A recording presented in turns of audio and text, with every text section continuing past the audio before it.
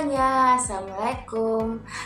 Apa kabar nih kalian semua? Semoga baik ya. Kembali lagi nih di channel YouTube saya, yaitu Nur Asisa 23.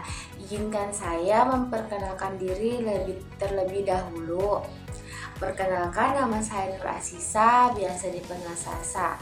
Saya adalah mahasiswi Fakultas Psikologi, Prodi Psikologi Universitas Bosowa dengan NIM 4524091183 dari kelas H.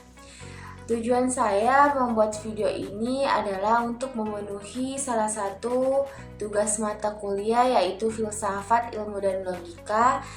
Dan semoga ilmu ini Bapak, Ibu, dan teman-teman bisa menjadikan pembelajaran untuk kalian semua. Jadi Bapak, Ibu, hari ini saya akan membahas tentang ruang lingkup filsafat. Sebelum kita masuk ke materi inti, baiknya kita tahu nih apa sih itu pengertian ruang lingkup secara umum. Jadi ruang lingkup secara umum adalah banyaknya subjek yang tercakup dalam sebuah masalah. Nah, sekarang kita masuk di pengertian filsafat secara umum. Jadi filsafat ini ilmu yang mempelajari tentang berbagai nilai-nilai luhur, pandangan dunia, dan kebenaran. Jadi bisa dibilang filsafat ini dapat diartikan sebagai cara berpikir untuk memperdalam pemahaman teman-teman dan Bapak Ibu. Kebetulan saya mengambil referensi dari buku Filsafat Ilmu Klasik hingga Kontemporer, penulis Bapak Syarif Hidayatullah. Jadi di buku ini tertulis istilah dari filsafat itu berasal dari bahasa Yunani kuno yang artinya filosofia dan filosofos.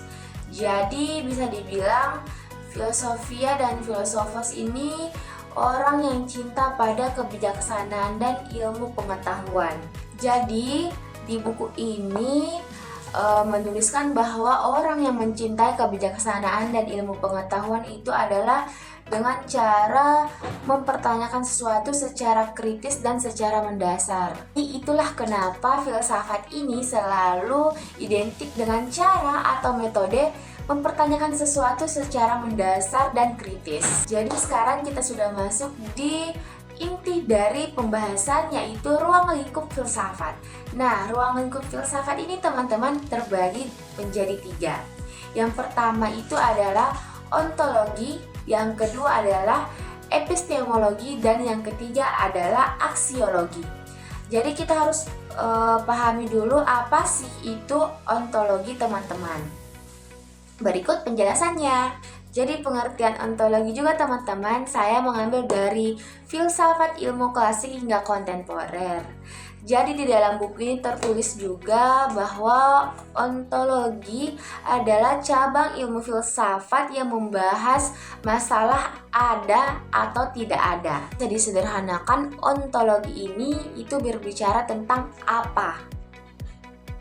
Maka ketika kita mengaplikasikan ontologi terhadap suatu objek, disitulah kita melakukan analisis apakah sesuatu itu ada atau tidak ada. Jadi bisa dimengerti ya teman-teman, jadi ontologi ini adalah cabang ilmu filsafat yang membahas suatu masalah ada dan tidak ada, seperti di penjelasan awal tadi. Nah, contoh dari ontologi ini teman-teman adalah ketika kita memiliki teman lama dan kita ingin berjumpa dengan mereka, tapi pastinya mereka itu sudah memiliki perbedaan fisik, contohnya seperti gemuk atau sudah semakin menua dan lainnya. Itulah, walaupun ada perbedaan dari fisik, tetapi ada sesuatu dari dirinya yang kita kenal dan kita anggap itu adalah sahabat lama kita. Nah, masuk cabang yang kedua itu ada epistemologi. Mengambil dari Filsafat Ilmu Klasik hingga Kontemporer. Di sini tertulis adalah epistemologi berasal dari bahasa Yunani yang terbagi. Epistem artinya itu pengetahuan dan logos itu artinya ilmu, teman-teman. Jadi teman-teman, epistemologi ini adalah ilmu yang membahas tentang pengetahuan.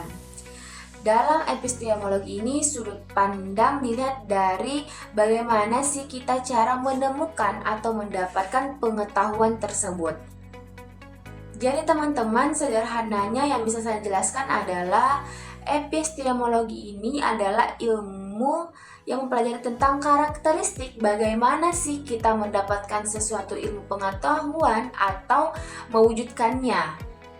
Jadi teman-teman, seperti yang tadi saya jelaskan, epistemologi adalah ilmu yang berbicara tentang bagaimana sih ilmu itu didapatkan. Makanya saya mengambil contoh dari alat termometer itu. Jadi kita harus mengetahui atau mencari tahu bagaimana sih termometer itu adalah benda untuk mengukur suhu tubuh manusia. Epistemologi ini adalah ilmu yang berbicara tentang bagaimana kita mendapatkan ilmu tersebut. Jadi saya mengambil tadi contoh termometer. Jadi kita harus tahu bagaimana sih termometer itu sebagai alat untuk mengukur suhu tubuh manusia. Jadi teman-teman, kita masuk di cabang filsafat yang ketiga, ada oksiologi, yaitu berasal dari bahasa Yunani juga teman-teman, yaitu oxo dan logos. Oxo yang artinya nilai dan logos artinya ilmu. Jadi bisa saya sederhanakan adalah oksiologi ini ilmu yang mempelajari nilai atau manfaat. Nah, tadi kita sudah berbicara nih, yang pertama ada ontologi. Ontologi adalah ilmu yang berbicara tentang apa. Yang kedua ada epistemologi, ilmu yang berbicara tentang bagaimana.